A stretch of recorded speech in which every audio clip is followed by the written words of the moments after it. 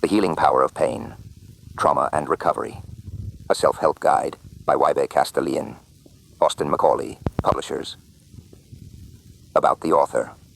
Wybe Castellian is one of Europe's most sought-after psychotraumatologists, with clients from all over Europe, but also Syria, USA, and Afghanistan. She has worked with all kinds of trauma, people haunted by their past, survivors of child abuse, refugees, victims of accidents and crime, victims of terrorist attacks. Nowadays, she organizes online trauma courses for fellow therapists, psychologists, midwives, GPs, gynecologists, and other professionals in the field of mental health. Wybe is an avid advocate for the trauma-informed society. Dedication. For you. Foreword. By author and psychotraumatologist Wybe Castellian. The stories in this book are based on real accounts by real people who have shared their tales with me.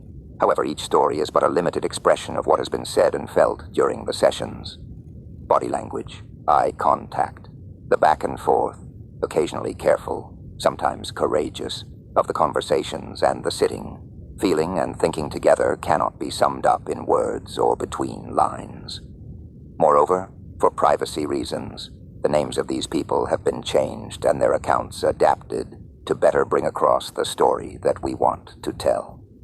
For these and many other reasons, I would like to use this space to thank the contributors to this book, the people who shared their stories with me before this book was written, about trauma, hope, and pain, and about being human.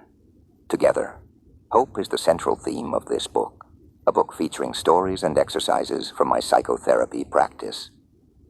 Hope for more rest, inner peace, more empowerment, less pain, less sorrow. The hope that we can use our pain for our own healing process. The hope that pain will not lead to more pain, but that there can be relief, that it can vanish, if only a little, enough to enjoy life again. And also the hope that we don't have to go it alone, that we can ask for help from a fellow human being, someone just like us, someone equal to us, a therapist. There seems to be a taboo about therapy, when in fact it is quite a human process involving equals. In this book, trauma is used as an overall term for all the terrible wounds that we may have suffered, being hurt by those close to us, our parents, partners, friends, or by people or situations at school, in the streets, in oppressive societies, and in war zones. Trauma causes pain, outrageous, sometimes unspeakable pain. Instead of being disempowered by your trauma, I'd like to see you being empowered by it. It is all about fundamental respect for oneself. It is this kind of pain that I, as a trauma therapist, am trying to understand, to sense, to empathize with, because I am convinced that although shared pain does not necessarily mean less pain, it makes it more bearable. Because to share pain means that you connect with each other. You look at the pain together, you approach it together, and you express your humanity together. For victims, such sharing of trauma, expressing their humanity with others, is essential. Because trauma is inflicted by the exact opposite, the lack of understanding, emotional distance, estrangement, and acts of inhumanity. Resilience, that is, our ability to overcome pain and to grow in the process, is essential for recovering from trauma. We are all born with resilience. It is in our nature. We utilize the most fantastic, sometimes bizarre mechanisms to survive trauma. Our survival instinct is proof of a quiet, contained power that rests in each one of us. However, just as pain can become too overwhelming to stand, our resilience, too, can weaken.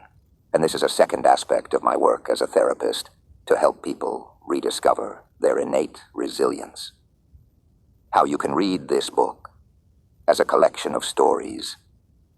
The stories in this book are about people like you and me, people who have been hurt, people who have been traumatized, people who have trouble picking up their lives again. Reading their stories, taking a peek into their lives and into the struggles of their souls, will feed the humanity in us. It shows us what trauma really is and how it can affect us, and it brings us closer to each other, our fellow humans. As a manual, each story is also a case, a report about a specific psychotherapy process. Thus, the book can serve as a guidebook for anyone who is interested in trauma and trauma processing, for parents, for those who would work with children, for people who work in the social sector, for physicians and colleagues in the field of therapy, for people working with the law, for politicians, and for policy makers. The stories are supported by theoretical interludes. Essential information, conceptual frameworks, and specific theoretical terms related to trauma are explained, clarified, and fed back to the reader.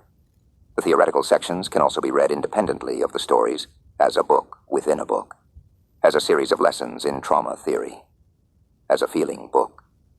Each story ends with an exercise for you, the reader, an exercise in which you can get in touch with what makes you resilient, with what helps you withstand your own traumatic pain.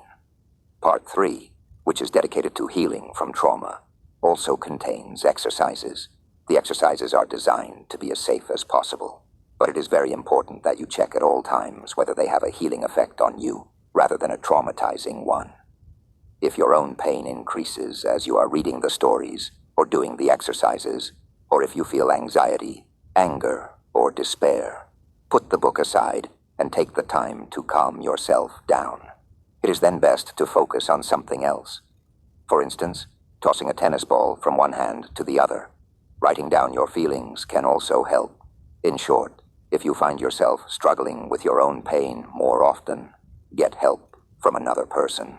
Nothing helps more than to feel understood. Trauma can manifest as something very physical. This is why I insisted on making this a feel book.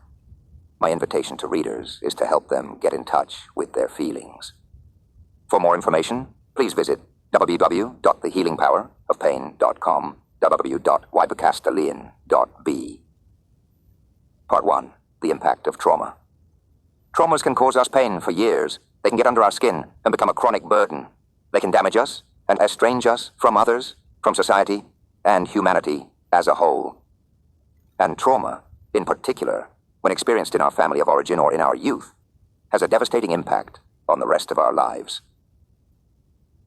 In fact, these early traumas touch us at the core of our stress response, our automatic reaction to new trauma, new pain. They have an effect on our basic level of resilience and our love for life, and they have a decisive impact on our self-image. These core traumas are the underlying reason for not being able to know ourselves, for getting lost in ourselves, for not finding any direction in our lives, and for not becoming who we want to become. Trauma can turn you into someone you don't even know, without being aware of it. Some situations simply demand too much of us. The tensions can remain in the body and shape us. Trauma, emotional pain. I'm using trauma as a synonym for all emotional pain. Every type of hurt, however small or significant, everything that make us shrivel up inside, all the little pains and any pain that turn us into damaged people, damaged souls. There is no objective way to rate trauma. Any attempts to classify trauma into life-threatening, or threatening to mental health, or non-threatening, are artificial. A severe punishment can be traumatic, a humiliating comment as well. So is a horror film watched at a young age. Being without the support of your parents at a certain moment, to feel lonely and misunderstood as a child, having uncertain and undefined feelings. Confusion, fear, not receiving help, growing up in a household where you were deprived, taboos in a family, parents who divorce and thus can no longer be parents, not being able to see one parent for a long time, feeling unimportant to others, being an unwanted child, being bullied, being threatened, being beaten, even if only now and then, being laughed at in school by other children or the teacher, being betrayed in love, being manipulated by people whom you trust, being seriously ill, having an accident, having more physical pain than you can stand, moving, someone leaving you from one day to the next, the death of someone you know, watching someone suffer, not being able to help, feeling extremely helpless. It is not the event itself, but the way we experience it which traumatizes us. It is about how you experienced it, how it was for you, that counts. These are all examples of possible traumas, traumas that can be as deeply hurtful and damaging as the better-known trio of mistreatment, sexual abuse, and neglect. And precisely because trauma is so personal and intimate, it is important that you take your own pain seriously. No one other than you yourself can feel and empathize with what a certain event has done with you, that you experienced pain, a lot of pain, be it physical or emotional, that you have felt extremely fearful, sad, powerless, or angry. Only you can feel that. Even if you don't really know what exactly has traumatized you, or if you don't consider your experience a trauma, it can still be one, because trauma is often invisible, and traumatic pain is often made light of, or has been deeply suppressed until the time is ripe to move on to processing it. The Tiger in Carlo, about trauma, survival instinct, loneliness, trauma processing, reliving the trauma and re-traumatization. The Tiger, Therapy, Session 1. I remember well the first time Carlo and his father came to my practice. Carlo, tall and robust for his age, looked more like a 15-year-old than a child of 12. His father was even taller, more solid, a bear of a man. Both else, about the life of a tiger, how it runs, fights, defends itself. He knows everything about tigers. He talks about nothing else, checks out pictures of and information about tigers on the internet, and only watches films about tigers. He'd be watching Kung Fu Panda every single day. He seems obsessed with tigers, and it has become worse in recent weeks. I am worried that they will think he is weird in school. I myself find it strange, all this tiger talk, especially since Carlo announced that he is a bit of a tiger himself, because there is a tiger that lives in his chest. I don't know how to react to this. The father sighs. And it scares me. Is it simply an overly active imagination, or is there more to it? Hallucinations, schizophrenia. When I ask Carlo about tigers, he really can't stop talking about them. He showers me with tiger stories. It all started with Kung Fu Panda, Carlo says. Since I watched this film, I have the tiger in me. Two even, a good one and a bad one. Or rather a gentle and an angry one, a friend tiger and a fighter tiger. I also dream about them every night, in turns. One night one and the next night the other. The gentle tiger is the main character in a school for noble animals, animals who want to become knights. The angry tiger is in a school for monsters. My dreams are like films in a series. They play in sequence, and it is as if I was fully living in these films, because in my dreams, I am both of these tigers. Carlo speaks rapidly, as if he wants to talk about everything at once, as if he was worried that I would interrupt him, keep him from telling his stories. I am thinking to myself, an anxious child, but still a child, not yet an adolescent. He seems to wallow in his self-fabricated, fantastical stories. I don't find this particularly worrisome, because he does not give the impression to be removed from reality. He talks, he makes eye contact. Mixing reality with fiction is quite typical of children with a vivid imagination. But what does he need the tigers for? Carlo answers as matter of fact, as he did earlier. To defend me, of course, because I cannot flee. And who do the tigers have to defend you against, Carlo? I ask. At school, if they were to bully me, that's when I'd need the tigers. To protect me, to be invincible. Has it already happened? Have they already tried to bully you? I ask. Yes, he says, one time only, the second day of school. But the tiger in me got angry, so angry that I roared into the ear of the bully that he had better be nice or else something horrible was going to happen to him, that I would slam him against the wall and smash him in his gut. And, I ask, did it help? Yes, Carlo says triumphantly. No one has said anything mean to me after that.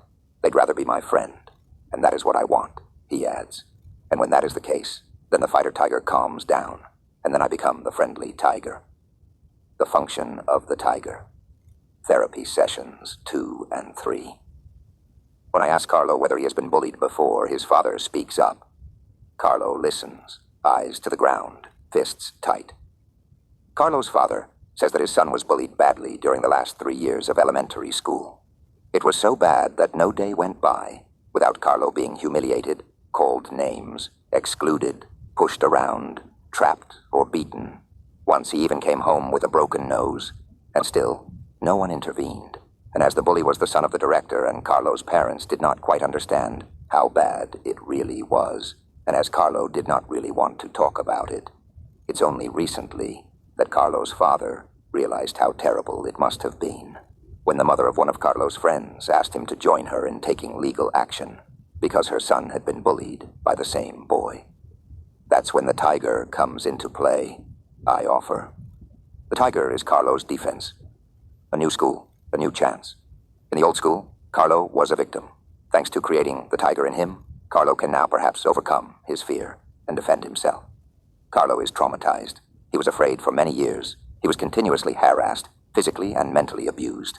He's been feeling like a victim for a very long time and was unable to stop the aggression towards him. But his brand new alliance with the tiger gives him hope that this pattern can change. It is quite possible that this time, thanks to the tiger in him, he will be able to defend himself. Theory: trauma, flight, fight, freeze. Trauma is a deep emotional wound. Trauma is the result of events that are too difficult, too painful to bear, when an event feels like an attack on our lives, our being, our self. This attack on our lives, ourselves, can be physical as well as mental. In both cases, the fear to drown, to cease to exist, takes over. We lose both our physical power, and thus, literally, our lives, as well as our inner power, our life energy, and we stop, figuratively this time, to live. Our reaction to trauma is instinctive. We're no longer able to think, reflect upon the right reaction, or choose how to react. Yes, he says, the tiger whispers things to me, and I sometimes ask his advice. Why don't you try and turn it around, from you to the tiger, and give the tiger advice some time? See whether you can tell him that there is no danger at this moment and that he can relax. Tell him that bullying and talking about bullying is not the same thing. You could even try to let him feel that the situation is now safe by taking deep breaths, as if you were breathing through the tiger. I sent Carlo home with this assignment: to talk to the tiger every day, explaining to him which of the situations are threatening and which are not, and to calm him down through slow and deep breaths. The Tiger of the Father. Therapy Session 4. Carlo's father finds that Carlo has calmed down, and that he now talks a bit less about tigers. Carlo, too, says that the fighter tiger has disappeared since the previous session, that he has vanished from his dreams and his life. Only the friend tiger still lives in him, and that he finds it wonderful that the tiger now listens to him, and not the other way around. Carlo clearly feels stronger. He has more control of what is happening inside him. This is Carlo's 4th session, and the 4th time with his father. And it is not by chance. Carlo's mother goes to the speech therapist with his sister on the same day, at the same time. At first sight, this looks like a normal parental division of roles with son and daughter, thus a practical arrangement. But that's not really the case. In the family's history, there are various themes and important events that are interrelated. In his youth, Carlo's father was a bullying victim himself. Only in his time, no one paid attention to this issue. Parents were not concerned about what happened at school, and it was expected of children to defend themselves, the schoolyard as the school for life. Carlo's father says that since that time, whenever he finds himself in trouble, he talks to himself. A bit like Carlo and his tiger, except that he does not call it his tiger. It is part of him, an inner voice that can help him stay calm, that prevents him from exploding and getting angry. There seems to be a tiger in Carlo's father as well. No wonder then that Carlo's father had trouble to react adequately to Carlo's bullying stories. His parents have never shown him how to protect his son. Quite the contrary.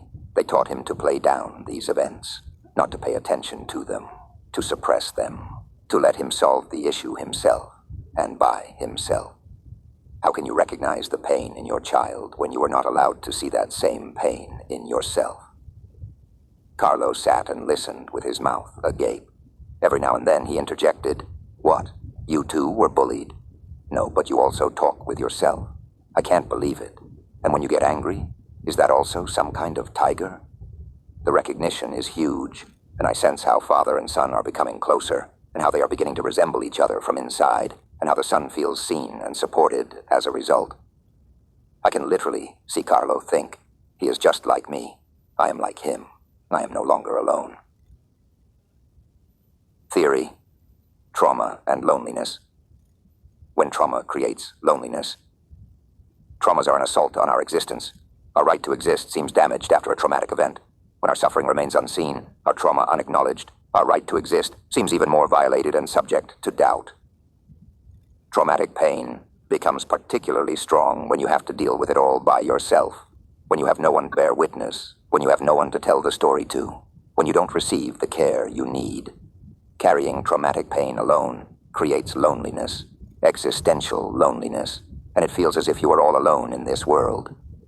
By telling his own story, by making himself vulnerable, by showing that he recognized himself in his son's pain, Carlo's father set his son free of this loneliness.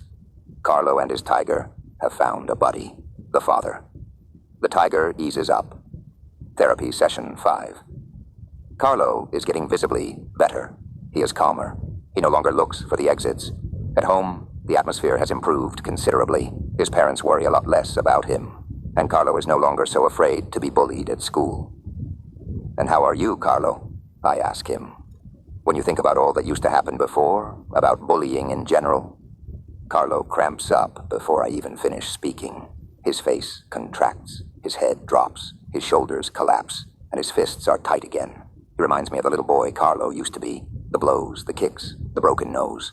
So much pain. I look at the father and ask, "Why? How come you did nothing, even when Carlo's nose was broken?" The father swallows hard and says that he doesn't know how it could go so far.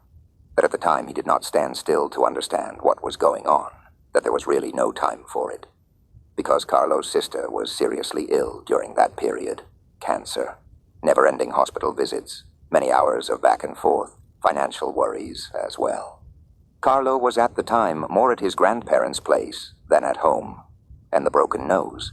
That was also during that period. By the time Carlo's parents were back home in the evening, Carlo was usually already taken care of and in bed, asleep. There was little talk about what had happened to Carlo's nose. Carlo's sister, meanwhile, has been declared cured, but is still struggling with the effects of her illness. The follow-up visits with the daughter are still a full-time job for the mother, which is the reason why Carlo is here with his father, and not with both parents.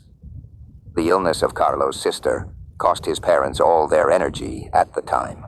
This is why Carlo never received the attention and care that he had really needed. Worse, because his parents could not be available to him. Carlo was exposed to all the bullying, unprotected, and left to his own devices. His sister's illness, a life-threatening disease, discouraged Carlo from appealing to his parents. He did not want to tell them how miserable he really was. Carlo endured the bullying like a big boy who has to be strong, just like his sister was enduring her cancer, and his parents dealing with their fear of perhaps losing their child. "I am sorry, Carlo," his father suddenly whispers. "I am so sorry. It was wrong. We failed you, Mama and I. We did not see it, and we should have seen it. This is so terrible. I am so very sorry." Carlo's father is crying. He knows. He feels that they shortchanged their son, that they should have dealt with it differently. Carlo sits in his chair, dazed and apathetic. Theory. Processing, reliving, and re-experiencing the trauma. Trauma becomes part of your body. When we get back in touch with our trauma, either by thinking or talking about it, we experience the same flight or fight reactions that we had at the time, or we return to a state of freeze. Unless we process our trauma, we will more or less revert to the survival reaction we had at the time of the trauma. Thinking about the trauma always makes us feel the fear all over again, as if we were reliving the event. Reliving a trauma has a healing effect only if we don't fall back into it. Otherwise, we become re-traumatized. That is, reliving the trauma, reliving the pain. In order to process the trauma properly, and thus to let go of it, we have to be able to do so safely. This means being able to think about the trauma, being able to talk about it, dealing with it without getting lost in it. We must be able to feel the fear we experienced at the time while remaining solidly anchored in the now. Because Carlo freezes the moment we speak about the bullying of his past, his face and shoulders cramp up. He makes a fist and stares apathetically into the void. I'm searching for a safe way to talk about the trauma. "Give it another chance, right here and now," I tell the father. Show him how it should have been at the time. How you were in fact able to be there for Carlo. What you were able to do for him. What you would have done if you had known then what you know now. Hesitantly, at first, the father begins by giving his son a few tips, and then as if the dam was broken, he describes how he is storming into the classroom, winking at Carlo, and grabbing the teacher and the director by the collars of their coats. He sees himself demanding that there be an end to the bullying, that no one ever touch his son again, or else, threatening them that it would be a day they, as well as the bully, would remember. Carlo's father is unstoppable, a full-blooded actor. At first, Carlo just watches in awe. Then he curls his lips. His eyes begin to sparkle. He begins to laugh out loud, and suddenly he cheers along. He shouts, Yeah, give it to them. What a pair, I think to myself. Father and son, what a beautiful co-creation, and what a release of emotions. Finally, the father sits down, grins, and says to his son, So, Carlo, now you have seen my tiger. Carlo nods, still all wound up, sighs happily, and falls back into the chair, arms and legs spread, entirely open and relaxed. Carlo's body language tells me that talking about trauma this way, as if it had been all different and better at the time, is good for him. I ask him to think about today's little play, particularly the cheerful ending, every evening when he lies in bed.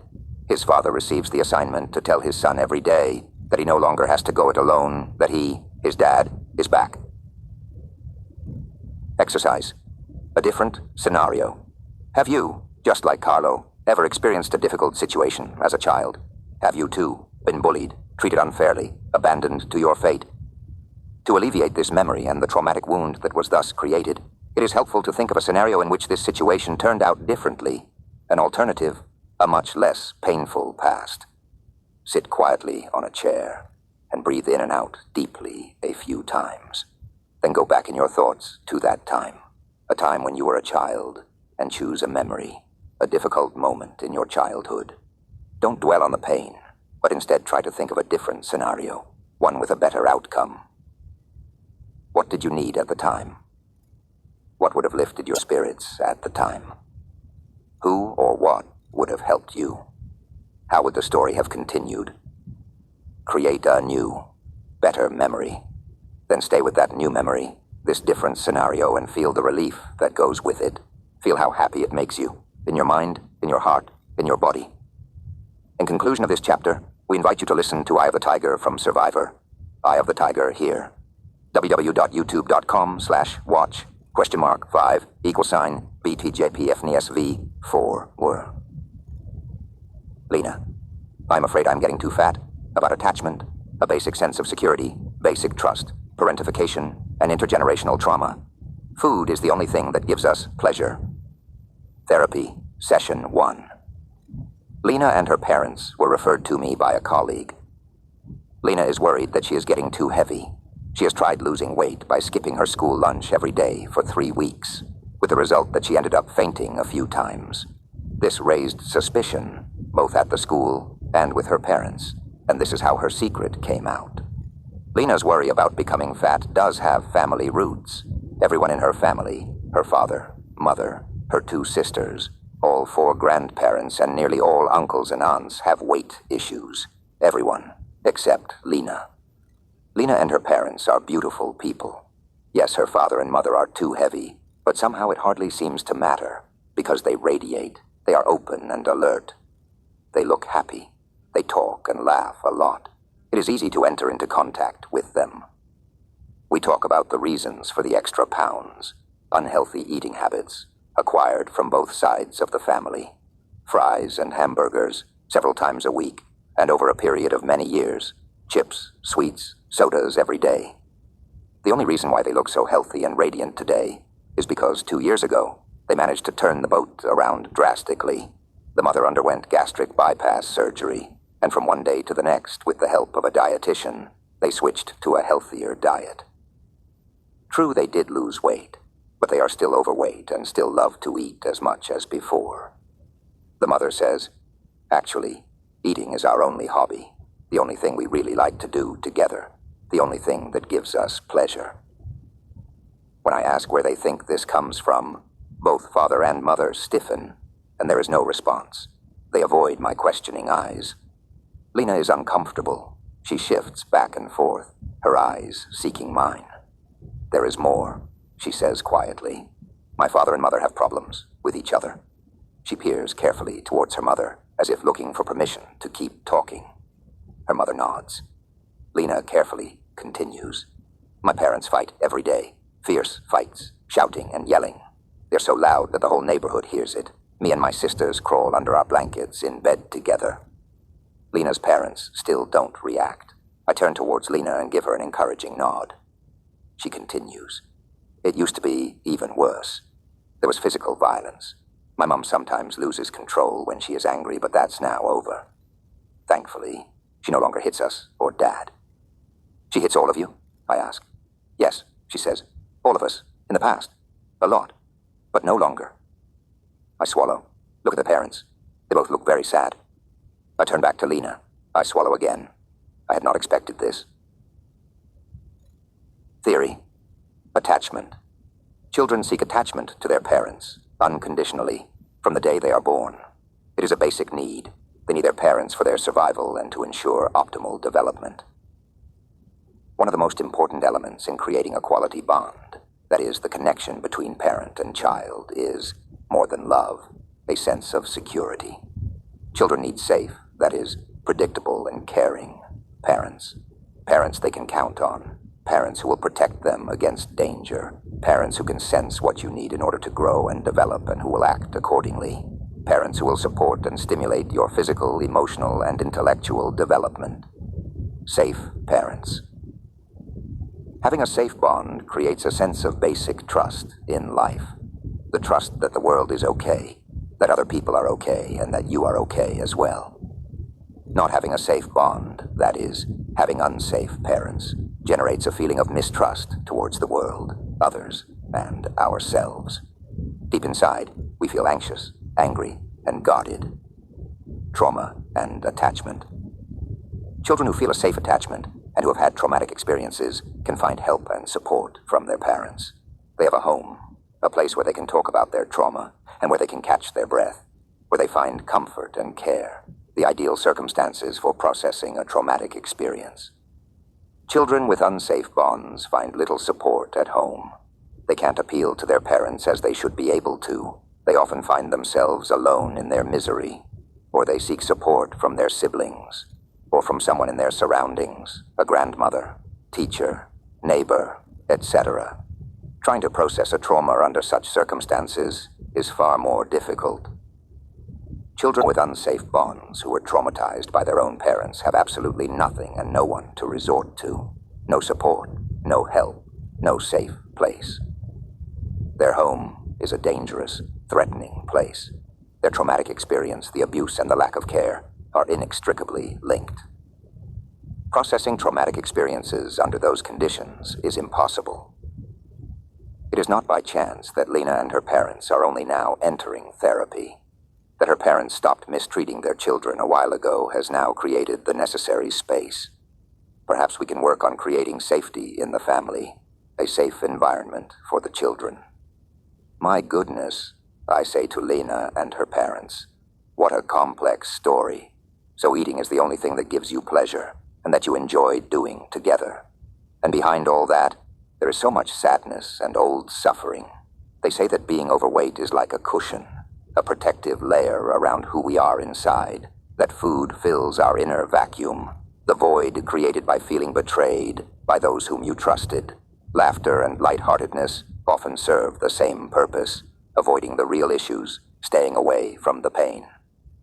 Lena and her parents nod in agreement. I tell them that I would be happy to explore, with them, finding another hobby, another way that they can be well with each other. I also tell them that they have already made major progress in such a short period of time. Eating more healthily, staying away from violence, asking for help. And who knows what more we can add here. I also suggest that they bring Lena's sisters to the next therapy session. The children are the parents. Therapy session 2. Our second conversation, this time with the whole family, begins with a round of questions. What is important at this moment and for whom? Both father and mother remain quiet. They don't really know what to say. The youngest daughter, 7, has less trouble with my question. She lists, in rapid-fire fashion, a whole list of tips which could help her parents to handle their conflicts. Just put everything behind you, all the issues from the past, and if you still get angry, just move on and think of something else. Or write down what you want to say instead of yelling it out, or yell only when we kids are not around, or count till 10 before you say something, or take a deep breath till you have calmed down and are able to speak in a normal voice, rather than shouting. The oldest daughter, 17, chimes in and says, "We have talked about this already so many times." She looks at me and adds, "My parents don't know how to stop. They want to, but they can't, not even when they try to do their best. I think it is better they go separate ways, though that's a thought that scares me too. Who knows, maybe they will start beating us again when they can no longer take out their anger on each other." Lena agrees. "It is really hopeless," she sighs. "We have tried everything. We have had these conversations at home. Mom and Dad always promise to change, but they just keep doing what they are doing. I think they hate each other. Would divorce help? I don't think so. They will just keep fighting every time they see each other. About money, about us kids, about the past. It's miserable. I'm so depressed." I'm stunned by the energy these children are putting into finding a solution for the problems of their parents. For 45 minutes, each one of them is trying, in their own way, to find a way out, to come up with solutions. However, they hardly talk about how these fights affect them, how each one of them is suffering from their situation at home. The central issue in this family, it is not the suffering of the children, but the plight of their parents. "Your world is upside down," I tell them. "In your family, it is the children who act as the parents. All 3 of you are doing your very best to understand what is happening and to teach your parents how to deal with their anger. You children spend a lot of time thinking about it and make suggestions and ask yourselves how you all can go on. And your parents just sit there, quietly, as if you kids were the parents, and you, their father and mother, are the children who can't stop fighting." Theory. Parentification. When children take care of their parents. Children take care of their parents, spontaneously, out of love. They want to contribute to the well-being of their parents. This can take on a variety of forms: being obedient, pleasing their parents, helping with the chores, doing their best at school. When that help goes further, when it goes too far, that is when children begin to take more care of their parents than the other way around, we speak of parentification. Children turn into parents. They need to be greater, more grown up, more mature than is appropriate for their age. They need to be wiser than their parents. In families where the father or mother is incapable, their children are often parentified. It is their way of trying to satisfy the needs of their parents, to make them happier, and to alleviate their pain. Trauma and parentification. When taking care of your parents becomes a question of survival. Traumatized children shut off their own feelings and take over the role of the parent. In order to survive, their own suffering has to take a back seat, and they draw their attention to the needs of their parents. The focus on our parents helps us avoid additional trauma. Entering into our parents' story, learning to think and feel as they do, helps us stay safe. Moreover, a focus on our parents feeds the hope for a better future. If we can help our parents, they might just become real parents one day, safe parents, and then we can finally become children again, and perhaps process our own traumas. All these factors are present in the case of Lena and her sisters. They have put aside their own needs in order to survive. In fact, they had no choice during the times of mistreatment. It inspired more empathy with their parents' suffering than with their own pain. They are still holding out the hope that one day their parents will get along again, a hope sustained by the drastic changes they have seen over the past 2 years. Their parents demonstrated that they are capable of bigger and better things. They now provide healthy food for their children, but more importantly, they no longer hit their kids. Safe parents, a safe home, a home where Lena and her sisters can be children again. Who knows? It might just be possible. We close the session with another question. Tell me in 1 or 2 sentences how you feel these days. The father begins. I cry a lot. I feel powerless, sad, and alone. The mother. I am angry, very, very angry, about my husband, and disappointed. I don't know whether we will ever be able to solve this. The oldest daughter. I am furious with my parents. Why can they not forgive each other? Lena. I feel depressed, and I am tired. I'm tired of thinking about it. All this is getting too much for the youngest daughter. She sobs and cries out. I want this to change. I want our mum to love our dad and to love us. I look at the parents and ask them whether they would like to come without the children the next time. They do need to get down to business, assume their role as parents, regain their own strength, find a healthier way to deal with each other and the children, and with the pain they have obviously inflicted on each other. It is essential for taking the burden off their children, and to find more peace and become happier. Maybe I can help them to get started. The mother's history and the father's promise. Therapy sessions 3 and 4. The mother describes what makes her so angry with her husband. We were married when we were both 18 years old, she says. I asked him to promise me one thing, to never ever beat me.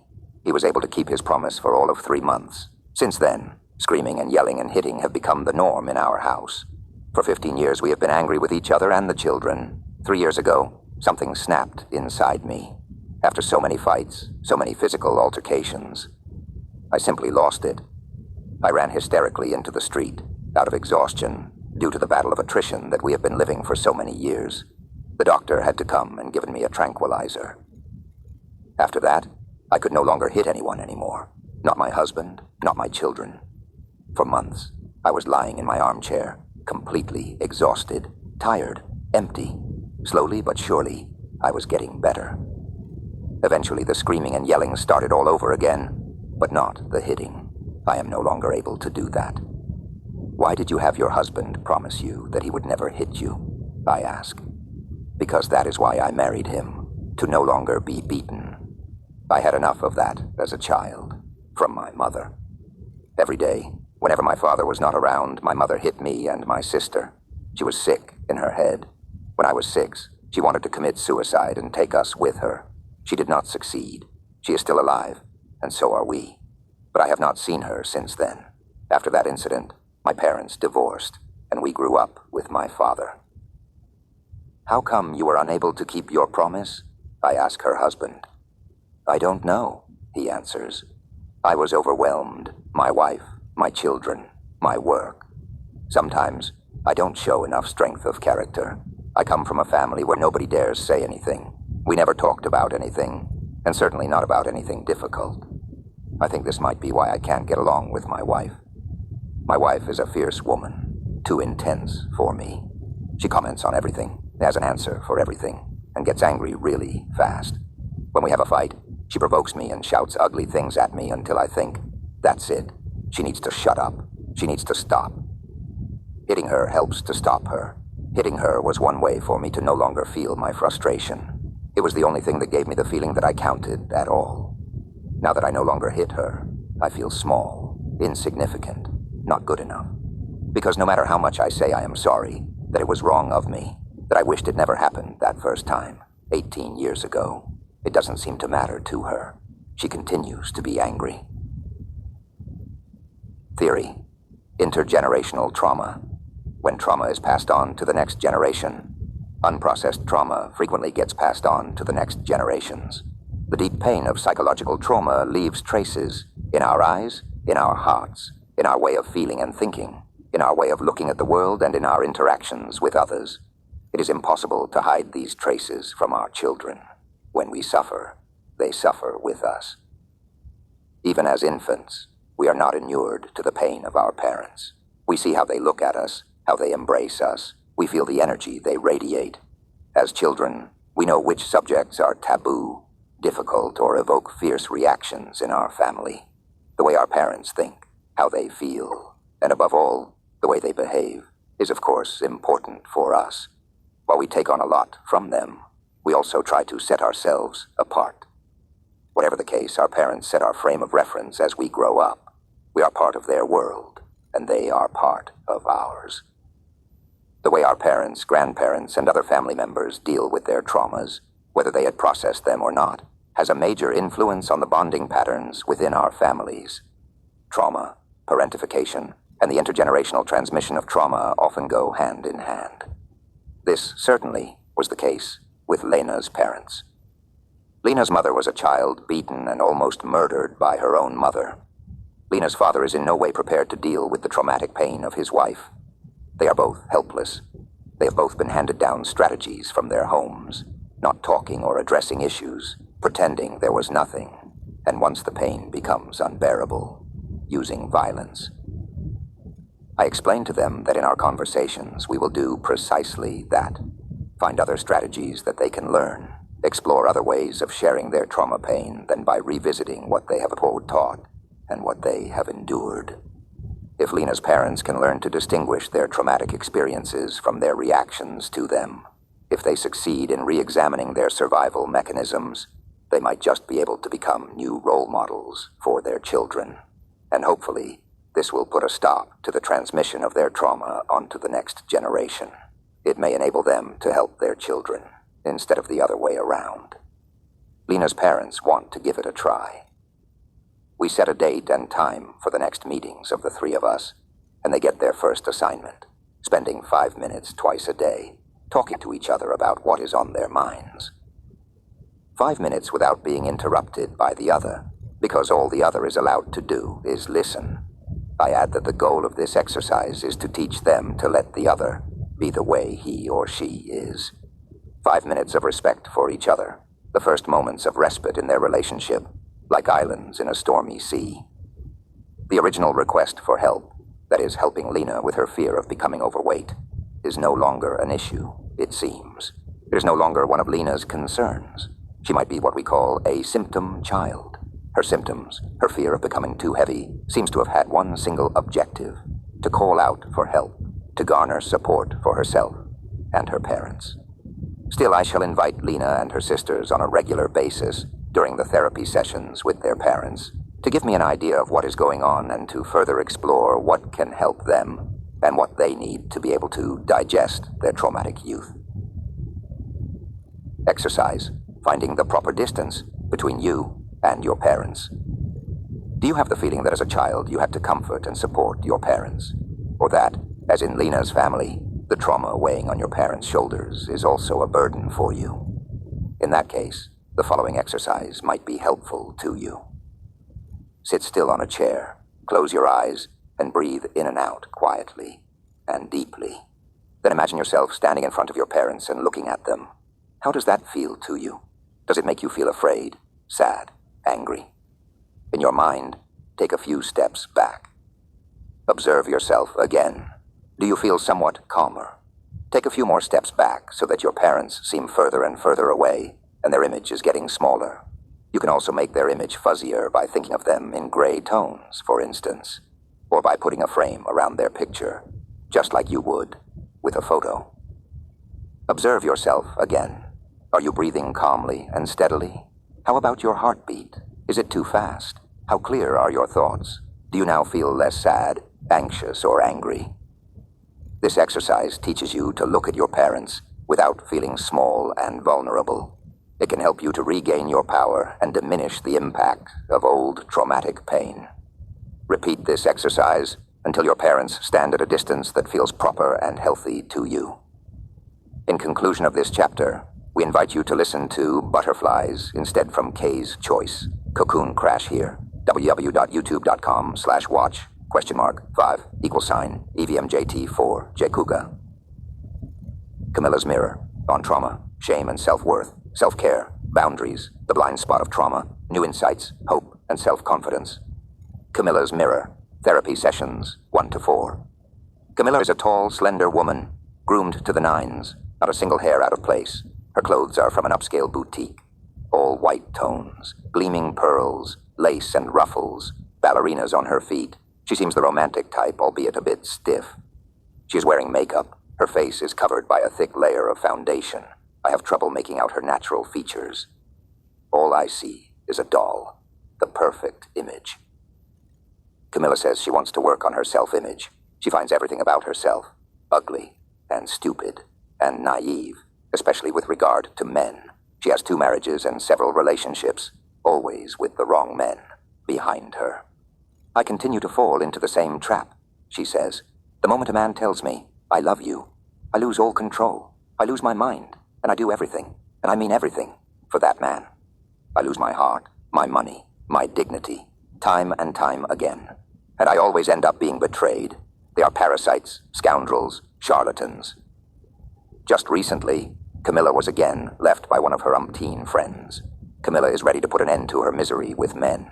She wants to get away from her bad self-image, because she knows that this is what keeps her needing others, to be happy and content with herself. When a man tells her that she is beautiful and desirable, she believes it. When she looks into the mirror, she doesn't. In her mirror, all she sees are wrinkles, pimples, impurities, lumps and bumps, and uneven skin tones. Every day she spends hours in the bathroom peeling her skin, applying masks, scrubbing, squeezing pimples, scraping.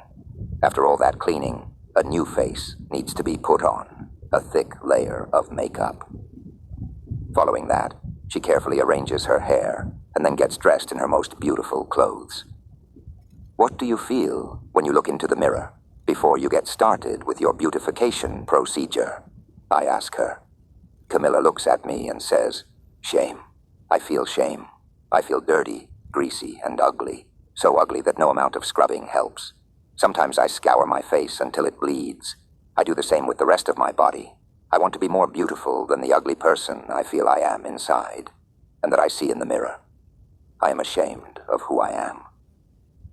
Camilla has been ashamed of herself for as long as she can remember. When she was a child, she used to hide in her room or in the garden to avoid being seen by anyone, especially by her mother. Camilla's mother never looked after her daughter. When Camilla was born, her mother glanced at her and then said to her husband, "It's a girl. What a pity. I did not want a girl. You can have her." Camilla's father took care of Camilla as well as he could, surreptitiously, after work, when the mother was not looking or when she was busy with Camilla's brothers. When Camilla was 6, her father died of cancer. Since then, Camilla has been on her own. She still is not part of the family. She is not invited to Sunday family get-togethers. She spends her birthdays and Christmas holidays alone. Theory: self-worth and shame. The feeling of self-worth is innate. The feeling of shame is acquired. You were born good enough. No infant ever suffers from feelings of shame or inadequacy. It is in our interactions with our parents that our self-worth, our natural self-esteem, find their mirror. Am I worth it? Do I have the right to be here? Am I being loved unconditionally? Babies scream and cry till they get what they need. It is up to the parents to understand their children's needs and respond to their demands. They teach their children how to curb their demands and adapt them to those around them. The challenge for parents is to do so in a way that preserves their child's love for herself while still respecting her needs, without generating feelings of shame for those needs. Trauma and shame. Feelings of shame are the result of trauma. Unwanted children, children who are not welcome, children who are neglected and disparaged at home, not only feel rejected by their parents, they also reject themselves. Children who have been traumatized lose their sense of self-worth. They are ashamed of themselves. Their shame helps them to survive. By blaming themselves, they absolve their parents from guilt, making the unsafe home situation safer, more under control. When Camilla stands in front of the mirror, she does not really see herself, but the ugly and distorted image her mother had projected onto her. And because the image that she has created of herself has its origin way back in her earliest memories, it matches her belief of who she is. Camilla's deep-seated feeling of shame explains why she tortures herself so much in front of the mirror, why she mutilates herself. Squeezing and scrubbing her face until her skin bleeds, distracts, and relieves her. The pain she inflicts on herself this way is tangible and stays on the surface and is thus easier to deal with than the pain of having been rejected all life long. and the loss of self-worth that goes along with it. Camilla's compulsion to scrub her face is symptomatic of her desire to get rid of her shame and to find a new self beneath her tortured skin. It is difficult to love yourself when no one has ever shown you how to do so, I tell Camilla. While most of us are aware that we should love ourselves, it does not mean that we always genuinely feel that self-love. We therefore need to search for it, for that remnant of your self-love, the place in you where your innate power and beauty live. The Knight in Shining Armor. Therapy Sessions 5 to 21. It is our 5th session. During the previous sessions, we got to know each other, outlined the objective of the therapy sessions, and discussed Camilla's family situation. The plan for today was to carefully start with the therapy part. That's when it happens. Camilla walks in the door and says, "I met someone, a very nice man, very loving. Perhaps now I will finally be happy." Camilla is in love, and she sits in the trap again. Her craving for love is so overwhelming that from day one in a new relationship, she vacillates between fear and hope. She ardently hopes that this time she has found the right man for herself, but she also very much dreads yet another disappointment. Can she handle being hurt again, feel the pain yet again, another repeat of her underlying trauma? 6 months, 15 sessions, our conversations revolve around this inner conflict, around this anxious search for love. How can Camilla simultaneously keep her fear under control, give this relationship a chance, and find out whether her new love can be trusted? Sometimes I feel that Camilla can see the parallels with her youth, that she understands what is happening with her now, and that she acts with awareness. At other times, it feels as if she is not really present, as if she is lost in herself, even as she is listening and talking. In the end, this love affair turned out to be short-lived. Once again, Camilla breaks down, talks about suicide. What's the sense of it all? Why does no one love me? Why? How did I deserve this? I can't go on. I don't want to keep going. I watch Camilla cry and wonder whether she will ever be able to overcome her pain, whether she will be able to comfort herself. I suggest that she consider admission to a psychiatric clinic, or at least a visit to a psychiatrist, and perhaps taking some medication. And I lovingly give her this core message. If you really look for love, Camilla, it is important that you start with yourself. As long as you are unable to love yourself, as long as you depend on others to love you, chances are that you won't find anything, and that you will let others run all over you. Theory. Self-worth, self-care, and boundaries. Self-worth first, then self-care, then boundaries. As long as we consider ourselves to be worthy, we can get in touch with what we need deep inside to feel good, to be happy. As long as we are in touch with our needs and desires, we can take care of ourselves. Taking care of ourselves is a manifestation of our self-worth. Taking care of ourselves is not an act of egotism. Taking good care of yourself does not mean you can't take into account the needs of others or take care of others. Instead, it sets the stage for finding healthy compromises.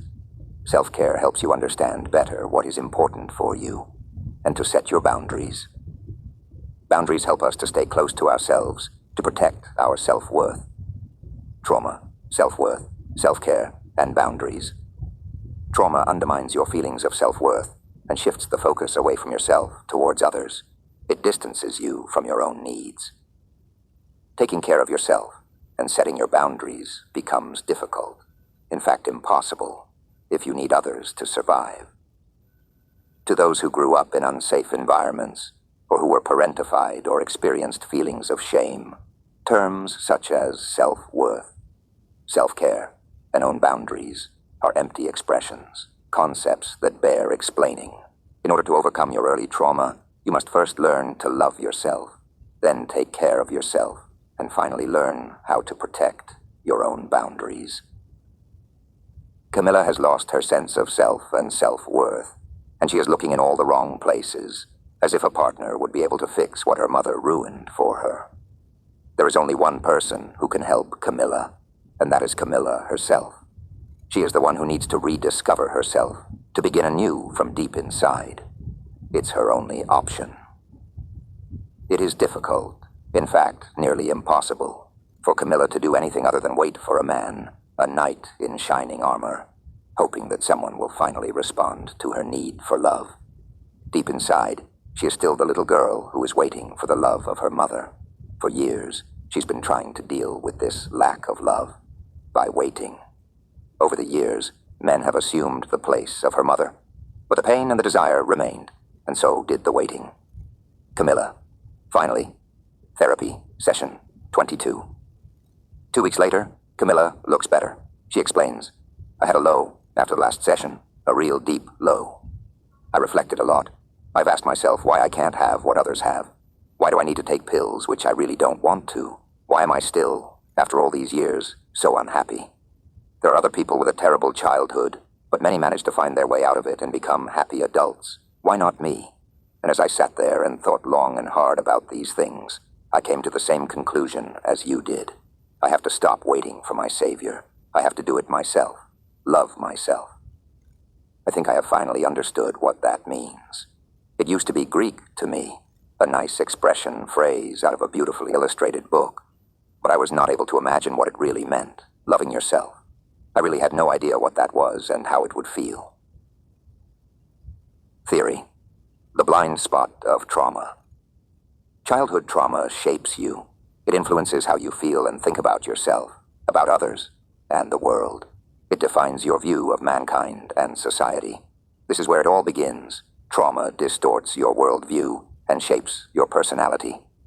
On blind spots and new insights. To free yourself from your traumatic history, it is essential that you dare question yourself, the way you think, the way you feel, and your inner logic. This is why it is so important that you talk about what happened to you, about how you think and feel. You must search for your blind spots, for that which you don't see, because it does not fit your frame of reference. Your blind spots are that which you can't feel, because you are not aware of it. You need to look for what you don't do, because your reflex is to do things differently. It is important to question yourself. It is essential for gaining new insights, new perspectives, and alternative ways of dealing with reality. On new insights, hope and self-confidence. New insights give hope. By realizing that you have the power to change things within yourself, that you are capable of thinking and feeling in ways that are different from what you are used to, the space between who you are and how you want to be becomes smaller, and you will be able to bridge that gap. New insights give confidence. The understanding that you are able to transform yourself gives you a boost. You realize that your life is in your hands, a new beginning, a new start, with you being in control, has suddenly become a possibility. That's how it was for Camilla. She needed a lot of time and a massive amount of prodding before she was able to make this insight her own, that she can look at herself in a different way than she has been taught. Camilla wanted to get started on working with her new insight. She wanted to find out how she could generate a bit of love for herself. So she came up with the following exercise. Every day she would take some time to visualize her own body, trying to welcome it, love it. She has been doing it now for 1 week. And yesterday, she says, something strange happened. I walked past the mirror, looked at myself, and for the first time in years I saw myself as somewhat beautiful. Beautiful. Me and beautiful. That's no longer a contradiction. Unbelievable. Camilla has taken the first step, all by herself. In our subsequent sessions, Camilla again insists on coming up with her own exercises, which she can perform in the comfort of her own home, alone. It is common among people who, by necessity, became self-starters, and who therefore prefer to find their own solutions, and then use therapy for support, as a source of information, for tips and tricks, and as a backup. It allows them to work hard on themselves without showing too much vulnerability. Camilla has taken the first step towards processing her trauma, towards her own freedom. She wants to, and is finally capable, of shaping her own life, a life where she is first, a life for and with herself. Exercise, I love you. This exercise is designed to strengthen your self-confidence. It looks easy to do, but it can be very confrontational. However, the more you practice, the more you are giving yourself the opportunity to become stronger. Do this exercise at least once a day, preferably in the morning. You'll be surprised about the results. Stand in front of a mirror. Close your eyes. Deeply breathe in and out 3 times. Create stillness in yourself. Open your eyes, look yourself in the eyes, and breathe evenly. Say the following to yourself aloud. I love you. I love you very much. Your name. I love you. Your name. I love you very much. Make sure you continue to breathe evenly. Feel what the exercise does with you. Do you believe yourself? Do you want to get away from the mirror? Does this exercise make you emotional? Does it make you cry? Does it make you strong or weak inside? How does it feel in your tummy, your heart, your head? The more often you repeat this exercise, the deeper you will be able to look yourself in the eyes, and the closer you come to yourself. The part that you find to be very much okay. The part that loves you no matter what. If you find this exercise too difficult to do, just tell yourself what you do find beautiful or attractive about yourself. For example, your name. You have really beautiful eyes.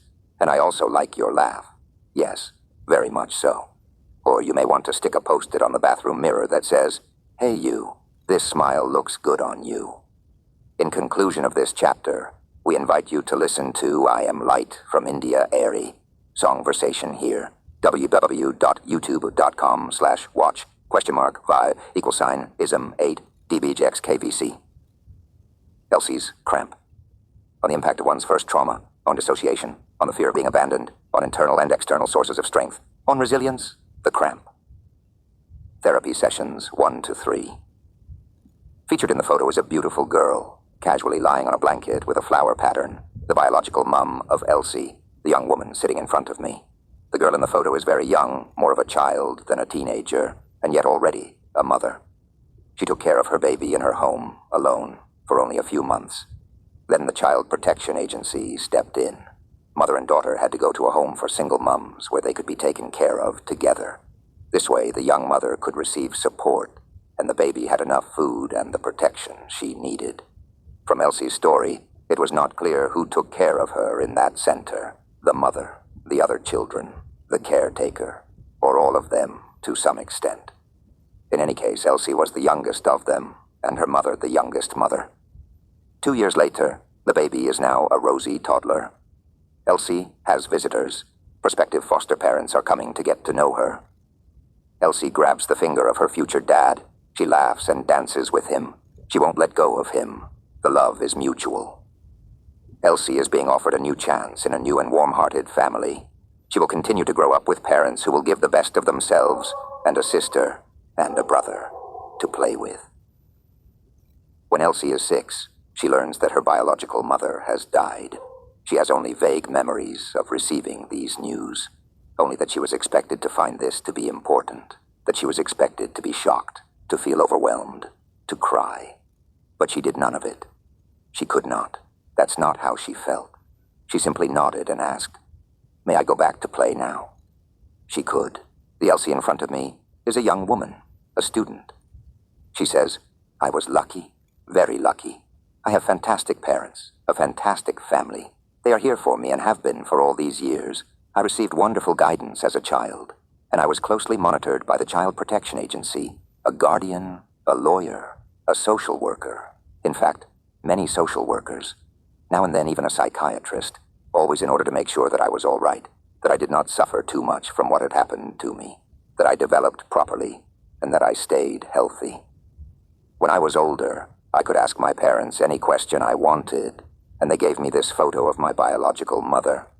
They also gave me, repeatedly, explanations about fear of attachment and fear of abandonment. And lately, they have increasingly suggested that I seek therapy. My family thinks that it's about time I had a boyfriend, and that I get angry too quickly, that I overreact too often. Which aspect is bothering you the most? I ask. Not the boyfriend part, she says with a wink, nor the subject of my anger. True, I don't feel like tying myself down yet, but that's not the issue. I am still young. What is bothering me is my body. I am really tense. I'm always busy, always on the go. I never sit still. As a child, I jumped from one activity to another. As soon as I got home, I threw my school bag in the corner and asked, "And what are we going to do now?" It drove my mother crazy and tired, but not me. Recently, I have been quite tired, though, for the first time in my life. And my muscles, my arm and neck muscles, hurt. They're really stiff and tough. Sometimes I am in pain all day long. It feels like a cramp, something that won't let go of me, something in me that can't relax, something that wants to pull me ahead. I worry that, if this keeps up, I might end up permanently hunched over, that I might not get rid of this cramp. I look at Elsie's arms, but can't detect anything unusual. I don't notice anything different. So I ask, "Show me an arm movement. Show me the cramp." Elsie swings her arms in front of her chest and looks at me inquiringly. "How does that feel?" I ask. "Good," says Elsie, as if I was protecting myself. "Okay," I say. "Now try to make the same movement again, but longer and more deeply. Try to feel where it begins from the inside and where it ends, or where it should end. As you finish the movement, follow the movement, really slowly, in slow motion." Elsie closes her eyes, concentrates fully, and lies down. She lifts her legs and pulls her knees towards her belly and moves her arms protectively in front of her face. Elsie lies on the couch, rolled up like a caterpillar, drawn back entirely into herself, still and motionless. "How do you feel now?" I ask her a little while later. "Like a little ball," says Elsie. "Really, really small, but okay. Actually like a baby. A tiny little baby. Small, smaller, smallest." Elsie hums softly, and suddenly she opens her eyes, looks at me in dismay, and whispers, "Being really small means being invisible. Being really small means being safe." Theory: chronic trauma. Chronic trauma is the root cause of a one-sided stress response. Our first successful reaction to trauma serves as an imprint, a blueprint. Our body, our whole being, is holding on to this success by having the same reaction time and time again. It reinforces our instinctual reaction to trauma and creates a pattern. At any time when there is danger, whether real or imagined, we fall back into this survival mode, our way of fighting, fleeing, or freezing, our automatic response to trauma. The more trauma we have experienced and the more these traumas have happened in our youth, the more pronounced our automatic response to trauma becomes. Chronic trauma is responsible for limiting your reaction to stress to a level of pure survival. Chronic trauma in your youth often causes you to get stuck in a particular survival mode. You react on autopilot, as if something in you decided what needs to happen when you are stressed, that is, when there is danger of re-traumatization. What began as a success story, an effective salvation operation, guided by your survival instinct, turns into a prison, a standard dominant reaction pattern. Not you, but the events in your past and how your body reacted to them determines the order of the day. Not the trauma itself, but the unconscious fear that these events will repeat themselves, control your behavior. Elsie's cramp, her instinctive reaction to danger, stems from the time when she was a baby. From the time that the only way to protect herself was to make herself small, to roll up into a ball, to turn inside herself. And still today, 20 years later, this is her automatic response to stress. It seems that something in Elsie's life has set off her survival mode. She is overly alert, always busy, always on the defense, physically prepared to withstand any potential danger. Her body is in a permanent state of tension, and her mind never stands still. What triggers it? Why is Elsie's survival mode, her tendency to turn inward, still so present today, so strong that she experiences such excruciating muscle pain? Of course, one of the reasons could be that Elsie has just moved into her room on campus. Moving house, being dependent on herself, missing the care of her adoptive parents, is a huge challenge. A challenge which deep inside is triggering her feeling of being alone when she was a baby, from the time when no one really cared for her, when she was in constant danger. Moving into a studio, growing up to be an adult, is also what awakens Elsie's fears. No wonder she prefers making herself small, turn herself into a safely rolled-up little caterpillar. No pain. Therapy sessions 4 and 5. There is an additional reason for Elsie's seeking therapy. Elsie lacks the capacity to feel pain. Whether she twists her ankle or cuts her fingers, she never feels any pain. Whether she is ill with a fever and a swollen throat, she feels no pain. She can accidentally burn herself with an iron, hear the sizzling of her skin, and still feel no pain. Feeling no pain, Elsie says, is because I put all my energy into saying to myself, it doesn't hurt, it doesn't hurt. And then I no longer feel the pain, not at all.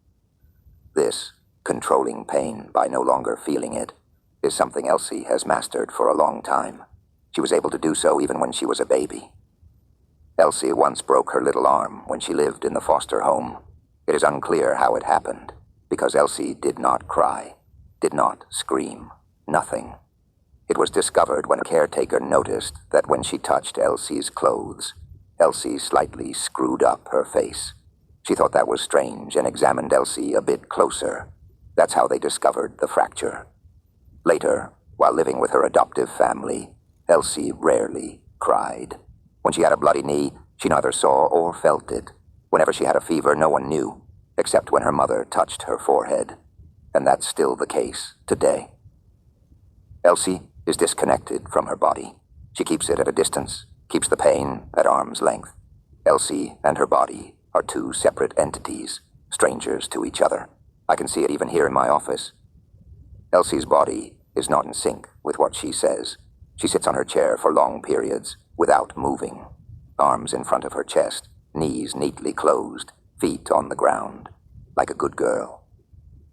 Despite feeling all that tension in her arms, she is not willing to try out a different posture and gently let go of them.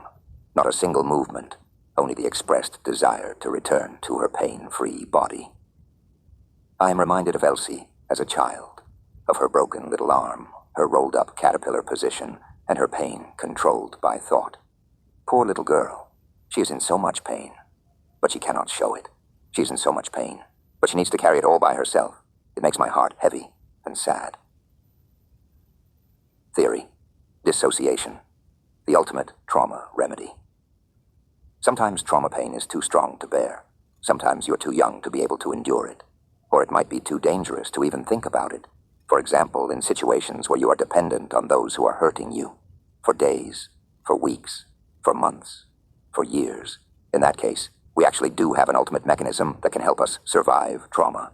It is called dissociation.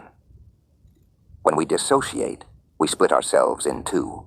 Dissociation means splitting ourselves into two entities, for example, into a person and his or her body, or into a thinking and into a feeling being, or into a person who dwells in memories, and a me who tries to just get through the day, into a me who gets fuzzy in her head whenever she gets triggered through a flashback or a re-traumatization, and a person who stays clear in her mind and reflects as if under normal circumstances, into a person who remains stuck in the time of her trauma, and a me who is living in the here and now.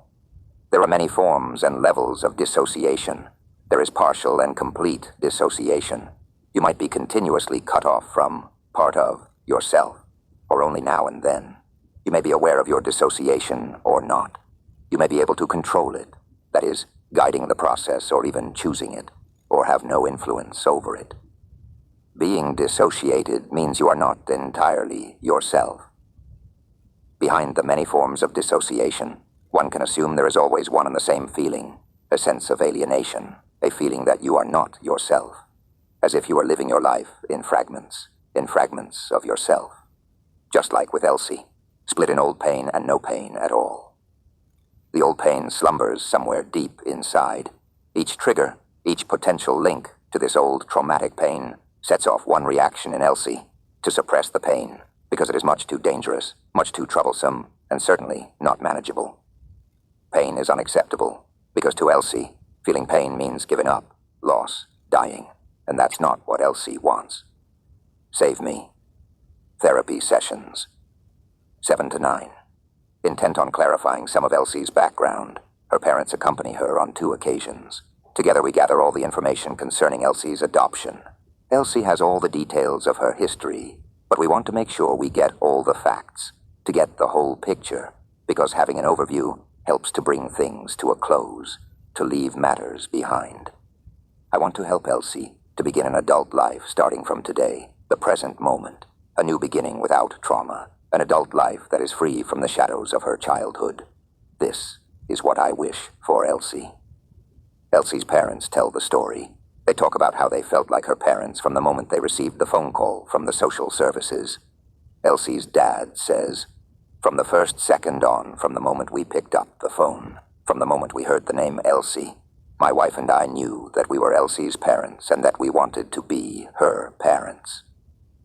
And Elsie charmed other people, such as the judge who placed her with the family, for example. When he met Elsie's parents, he said, "There must be an end to the bruises and broken arms. Elsie must have a new home. She has to be able to begin a new life. I want to personally make sure of it." After having placed Elsie, he returned several times to visit her, to learn how she was getting on with her new family. He continued to express his deep wish for Elsie's well-being. Elsie touches people. Her sister and brother loved their new sister from day one. The same was true for the rest of the family.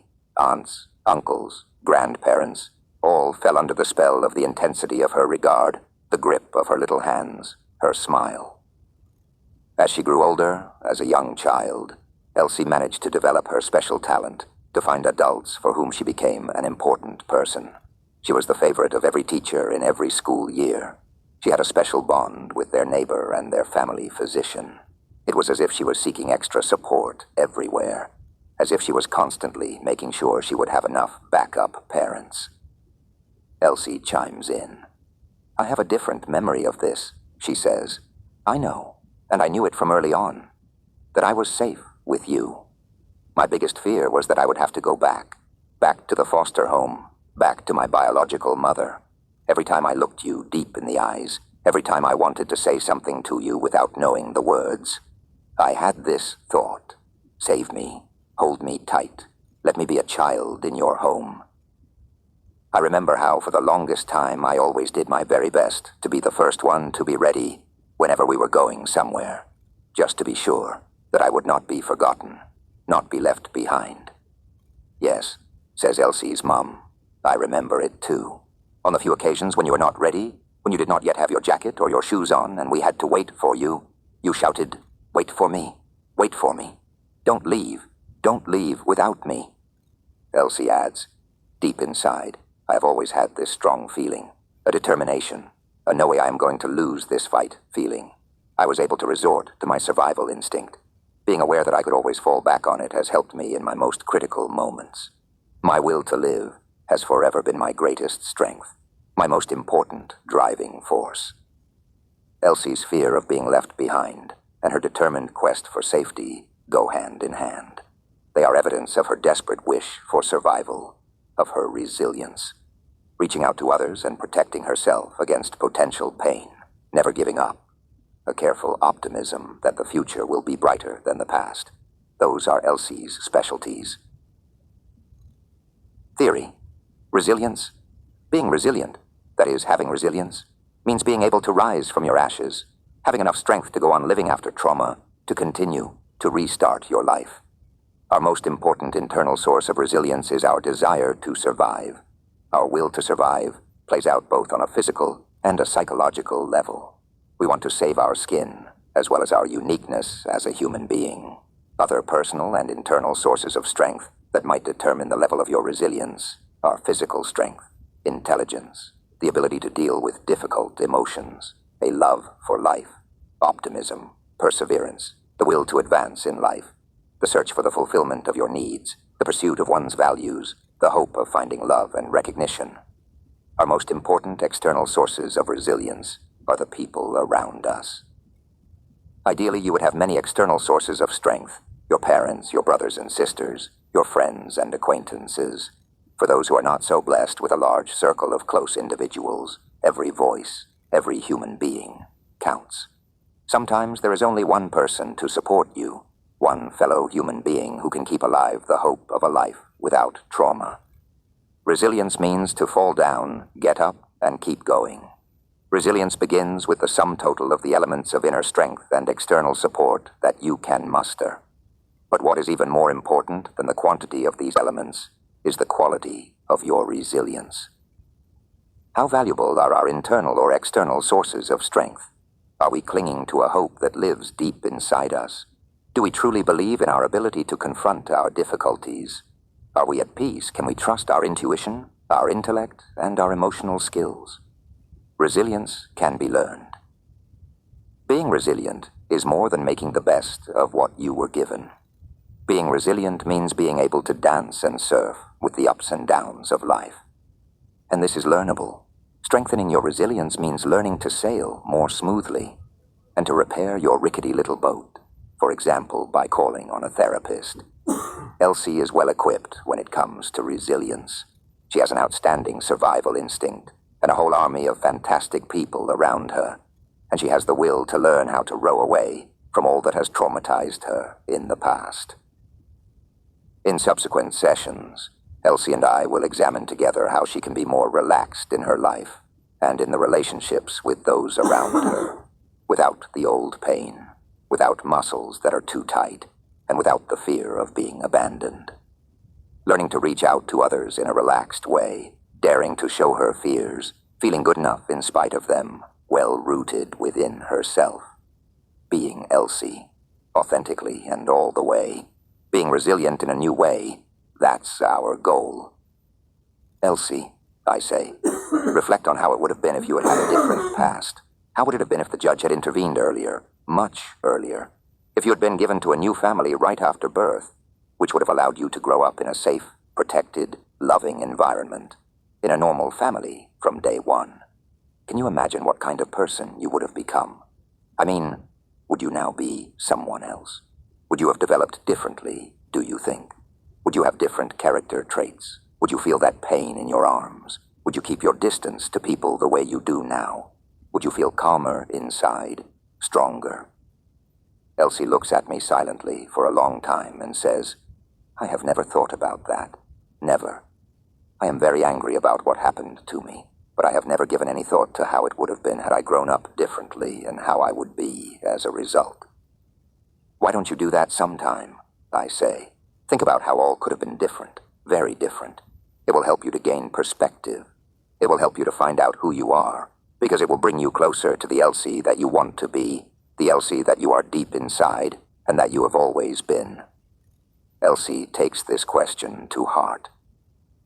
In the following session, she tells me about the results of her self-examination. Without this traumatic period when I was a baby, I think I would be a kinder Elsie, more loving, more open and calm. Exercise, a me without trauma. This exercise will bring you in touch with your true self, your ideal self.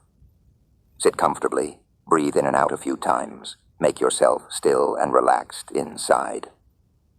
Then ask yourself if you would have become the same person as you are now under different circumstances, that is, if you had lived a life without trauma. A life without trauma. Go on and ponder that question a bit longer. What would be different? What would be different in you? The following questions can guide you. Would you have developed differently? Would you have the same character? Would you be managing your life in the same way? Would you be thinking of yourself differently? Would you have done different things or achieved different things in your life? This exercise is not designed to engage in self-pity or sorrow about your past, but to make contact with your non-traumatized self. Imagining what your ideal life could have been will help you discover who you would have become if you could have grown up simply as yourself. Beneath the trauma pain, without the trauma pain, simply yourself. Who are you then? In conclusion of this chapter, we invite you to listen to Beautiful Flower from India, RE, Testimony, Vol. 2, Love Politics, www.youtube.com/watch, !5 0CBN 7KHV 8ZM. In Part 2, we'll explore the mechanisms of traumatic pain in greater detail. What does trauma do to people? What happens deep inside? In our heads, in our hearts, in our bodies? What do we feel? What do we think? How does trauma change us? How come trauma seems to repeat itself too often, keeps rearing its ugly head? Our reptilian brain's reactions of choice. Fight, flight, freeze. Trauma turns our brains upside down, literally. Giving priority to physical reactions over emotional and mental responses is hardwired into our brains, in our biology. This is why a traumatized brain works differently from a calm brain. From an evolutionary standpoint, the oldest part of our brain, the brain stem, also called the reptilian brain, dominates the other two parts of our brain, the limbic system, or mammalian brain, and the neocortex, or human brain. The reptilian brain's job is to help the body survive, which is why it has the absolute highest priority. The reptilian brain recognizes fierce negative emotions, such as fear, anger, and powerlessness, and reacts to them quickly and automatically. When the reptilian brain feels threatened, it reacts with an instinctive stress response, the fight, flight, freeze response. The mammalian brain can function well only when the reptilian brain is calm, when we feel that everything is okay, that we are not in danger, and that our basic needs are being met. Only then can we feel centered, calm, and safe. Only then can we truly be ourselves, that is, feeling what we need, what is important to us, opening ourselves and connecting with others. The neocortex of the human brain is the part of our brain that we use for the actual act of thinking, consciously reflecting on things, making sense of what is going on around us by using thoughts, words, language. When we reflect, we can also be in our heads. We understand, we exist, we have awareness. When we are relaxed, the reptilian brain, the mammalian brain, and the human brain take healthy turns. That which we perceive, feel, and think makes sense, is coherent, and defines our behavior. Our reaction towards the world around us, our stress response, is a healthy one. When we feel threatened, our reactions become quick and automatic, and when we feel safe, we are calm and measured. In a trauma brain, that is a traumatized brain, our stress response remains on the level of the reptilian brain. We are constantly in danger. We cling to our type of stress response. We fight, or we flee, or we do nothing, as if in a daze frozen in time. When our reptilian brain is overactive, our mammalian brain has no chance to relax, and we feel ill at ease with ourselves and with others. Our human brain also panics. Instead of thinking things through, it resorts to worrying. The following stories illustrate these mechanisms. Part 2. Trauma mechanisms. In Part 2, we will explore the mechanisms of traumatic pain in greater detail. What does trauma do to people? What happens deep inside, in our heads, in our hearts, in our bodies? What do we feel? What do we think? How does trauma change us? How come trauma seems to repeat itself too often, keeps rearing its ugly head? Our reptilian brain's reactions of choice. Fight, flight, freeze. Trauma turns our brains upside down, literally. Giving priority to physical reactions over emotional and mental responses is hardwired into our brains, in our biology. This is why a traumatized brain works differently from a calm brain. From an evolutionary standpoint, the oldest part of our brain, the brain stem, also called the reptilian brain, dominates the other two parts of our brain, the limbic system, or mammalian brain, and the neocortex, or human brain. The reptilian brain's job is to help the body survive, which is why it has the absolute highest priority. The reptilian brain recognizes fierce negative emotions, such as fear, anger, and powerlessness, and reacts to them quickly and automatically. When the reptilian brain feels threatened, it reacts with an instinctive stress response, the fight, flight, freeze response. The mammalian brain can function well only when the reptilian brain is calm, when we feel that everything is okay, that we are not in danger, and that our basic needs are being met. Only then can we feel centered, calm, and safe. Only then can we truly be ourselves, that is, feeling what we need, what is important to us, opening ourselves and connecting with others. The neocortex of the human brain is the part of our brain that we use for the actual act of thinking, consciously reflecting on things, making sense of what is going on around us by using thoughts, words, language. When we reflect, we can also be in our heads. We understand, we exist, we have awareness. When we are relaxed, the reptilian brain, the mammalian brain, and the human brain take healthy turns.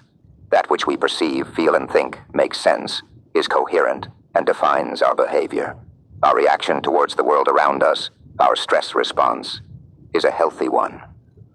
When we feel threatened, our reactions become quick and automatic, and when we feel safe, we are calm and measured. In a trauma brain, that is a traumatized brain, our stress response remains on the level of the reptilian brain. We are constantly in danger. We cling to our type of stress response. We fight, or we flee, or we do nothing, as if in a daze frozen in time. When our reptilian brain is overactive, our mammalian brain has no chance to relax, and we feel ill at ease with ourselves and with others. Our human brain also panics. Instead of thinking things through, it resorts to worrying. The following stories illustrate these mechanisms. Ramsey, I have lost everything. On trauma in your body, on trauma energy and trauma time, on how trauma distorts our perception, and on compassion as an agent for healing trauma. In hiding. Therapy Session 1. I am in an asylum center. In front of me a young man, aged 23, well-groomed on the surface, perfectly ironed shirt, aftershave, dark, softly glowing skin. Ramsey came here via the nurse's office, through the back door, secretly, just before closing. He doesn't want anyone in the asylum center to know that he is sitting here with me. Ramsey nervously shifts back and forth on his chair, glances around uneasily, inspects the space, and for a moment stares straight into my eyes. His breathing is rapid. I can see his chest move up and down. I smell sweat, panic. "Hello, Ramsey," I say in a calm voice, and I add, "You are safe here, Ramsey. Truly, safe." I nod gently, place my hands on the table between us and say, "It is over. You are safe now."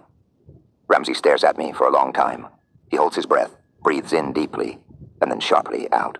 He does so a few times, as if trying to gain control. "Shake out your shoulders," I tell him. "Drop them. Look like this. Yes, relax. You're safe now, Ramsey. No one will come and look for you here. You're safe here." Ramsey's gaze is beginning to soften a little. The tension in his body is subsiding, and he sighs deeply. Phew. He lowers his head into his hands and cries. I listen quietly. Ramsey comes from Mali, the Islamic part. Homosexuality is a crime there. Ramsey and his friend Farouk were caught and violently attacked by a gang of students as they were kissing in a dark alley. Ramsey was able to free himself after a few blows. He was able to flee because his shirt tore. Farouk was not so lucky. Farouk was beaten, kicked to death. Ramsey hid a few days with friends. He was no longer able to return home. His parents were not looking for him, never asked about him. Ramsey was cast out by his family because he is a homosexual. He no longer has a home. He is no longer welcome in his town, and he is in danger in his country. "The worst are the images, the nightmares," says Ramsey. I am seeing the scene over and over again. The alley, the youngsters, the beating, the kicks, Farouk shouting. I feel the fear in my body, in my head, all the time. I sweat in my bed, sour sweat. I can't sleep. I don't dare to move, and I don't dare to cry. I'm afraid that my roommates could find out what brought me here. They are also Muslim. Sometimes I wake up screaming in the middle of the night, and I am worried that I give myself away. I don't know what to do. I have lost everything. Farouk, my family, my future, my country, everything. And there is still so much fear inside me, day and night, constantly. It goes through and through. The fear is eating me up from inside. How come Ramsey, many weeks after the event, is still so fearful? It seems like what happened in the alley in Mali happened only yesterday, as if it was not over yet, as if Ramsey was still in escape mode. Theory. Trauma. Energy and trauma. Time. In cases of acute trauma, our body focuses on our physical survival, on staying alive at all costs. Fight, flight, freeze. Our survival instinct dictates our behavior. It is essential that we react to the blink of an eye. The tension in our muscles is at an all-time high. All our strength, all the flight or fight energy we can muster is concentrated and compacted in our muscles. Our bodies, our muscles are charged. We become one bundle of trauma energy. Once the traumatic event is over, we must let go of this excess energy, lest the tension in our body becomes unbearable. To let go of this trauma energy, we need to understand that we are no longer in danger, that it is over, that we are safe again. Only then can we relax our muscles. A good cry, a good tremble and shiver, an automatic physical reaction after a traumatic event can help. Unless we understand that the trauma is over, we continue to live in it. Unless we understand that the trauma is behind us, we react as if we were still in danger. Our muscles continue to contract or barely relax. We are in a constant state of readiness, as if yesterday was today, and as if we had to be ready to flee or fight again at a moment's notice. Being stuck in trauma prevents us from living a normal life. Life becomes a question of survival. We live in trauma energy, in trauma time. Just like Ramsey. He has not yet understood that he is finally safe. He is still being eaten up by his fears and is on high alert. And he still has these flashbacks, all clear indications that he is still filled with trauma energy and that he is still living in trauma time. Ramsey does not distinguish between the trauma itself and the time after the trauma. One event followed the next in quick succession.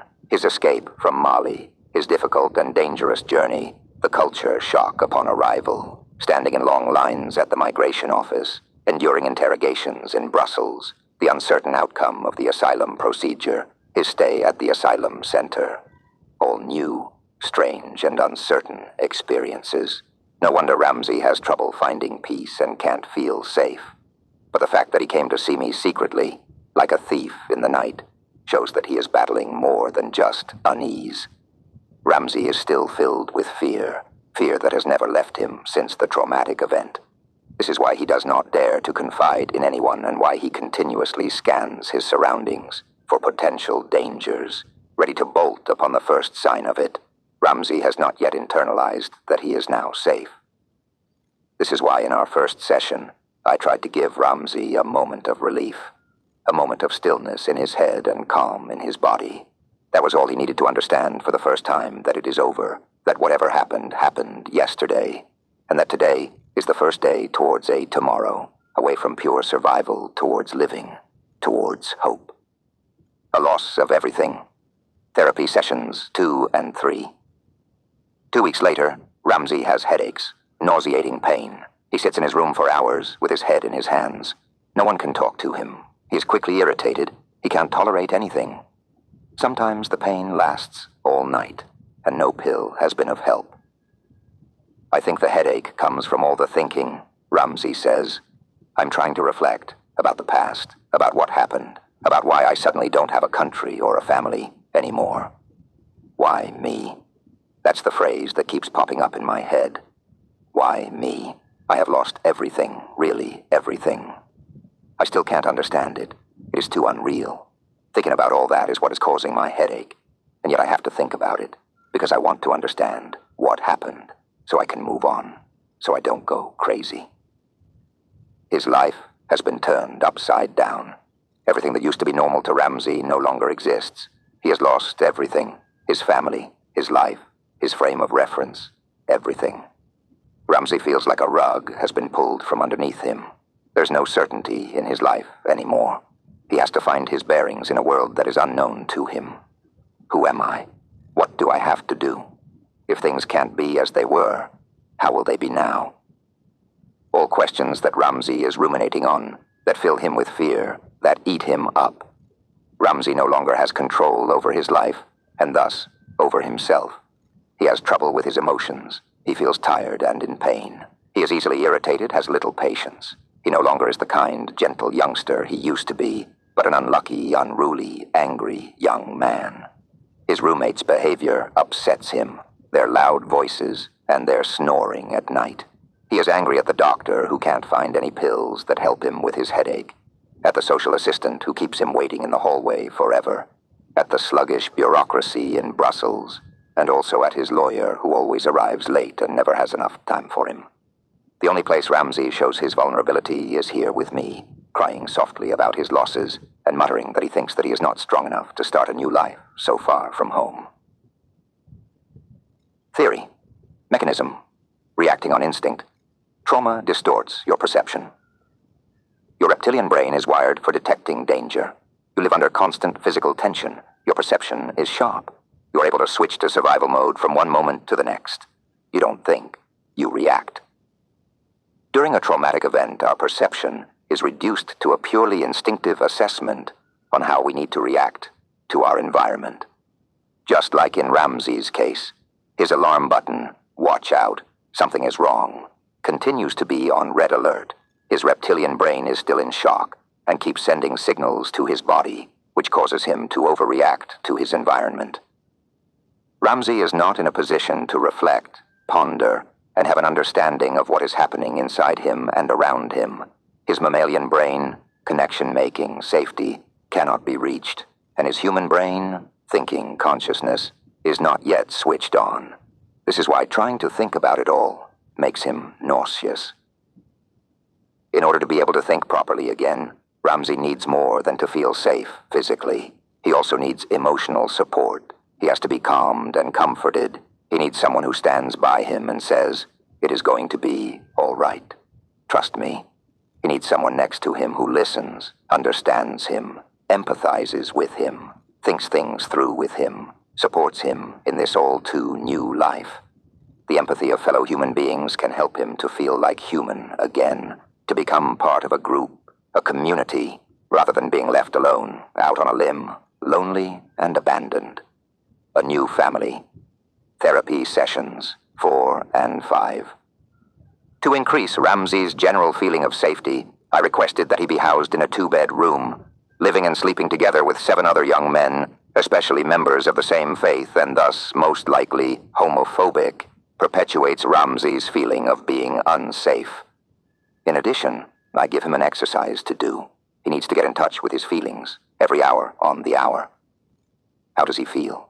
How does his body feel? Does he feel fear? If so, where in his body does he feel it? Subsequently, he has to take 3 calm and deep breaths down into his belly, and then look around and emphatically say to himself, "I am safe. The fear is a leftover, something from the past, something from Mali. Now today, here in Belgium, I am safe." I hope that this exercise will relax Ramsey, literally, physically, to make sure he can feel a moment of relief at least once an hour, to allow his reptilian brain to calm down. To augment Ramsey's emotional safety, I need to reach further, beyond the safe cushioning of my consultation room in the asylum center. Together we read the Universal Declaration of Human Rights. The text is a revelation to Ramsey. That same night, he hangs up a copy inside the door of his closet, so he can read it every day. He quickly memorizes Articles 3 and 5. Everyone has the right to life, liberty, and security of person, and no one shall be subjected to torture or to cruel, inhuman, or degrading treatment or punishment. Repeating the human rights to myself makes me happy, says Ramsey. I feel like a part of something new when I read this. I think to myself, how lucky that you came here, Ramsey, to a human rights country, to a country where you don't have to live a lie, where you don't have to hide. Suddenly, I am worried. I have to temper his enthusiasm. It's good that Ramsey knows his rights, but he also needs to be prepared. So I tell him that even here in Belgium, homosexual people are often the target of ridicule, violence, and even murder.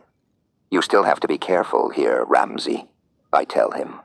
The big difference is that discrimination against homosexuals is punishable by law. It is the homo-haters who are punished by law, not the homosexuals themselves, not you. Ramsey nods. I understand, he says. I shall be careful. In the following weeks, I help Ramsey come out of the closet. Talking about his sexual orientation to his social assistant, the doctor and the care personnel, to one other asylum seeker, is giving Ramsey more room to maneuver. He now comes in through the front door. I am guiding him on his path to his new world, and with the address of an intercultural rainbow organization in his pocket, he sets out to go to Brussels. This seems to have been a brilliant move. Ramsey is flourishing through his contacts there. It is where he can talk openly with other homosexual people, and he befriends fellow sufferers, Muslim homosexuals, just like him. They are like a new family for me, says Ramsey. They've prepared the path for me. They know what I have endured, understand better than anybody how I feel, and they help me find my way. Theory. Trauma and human kindness. Trauma unhinges us, leaves us feel alone. Trauma dehumanizes us.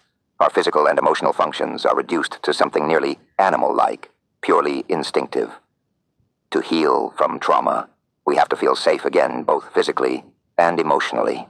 at home with ourselves, in our bodies, and in the world, among other people. Both our reptilian brain and our mammalian brain have to be calmed down. Being seen, helped, comforted, and understood by fellow humans. These are the most efficient ways to calm down both the reptilian as well as the mammalian brains. Empathy, looking at the pain together, bearing the pain together, is the first step in trauma processing. To heal from trauma, it is crucial to experience human kindness, empathy, and compassion. Ramsey is calmer now. He has regained control over himself, thanks to the human rights articles, his new friends of the Rainbow Coalition, and Ramsey's own self-regulatory abilities.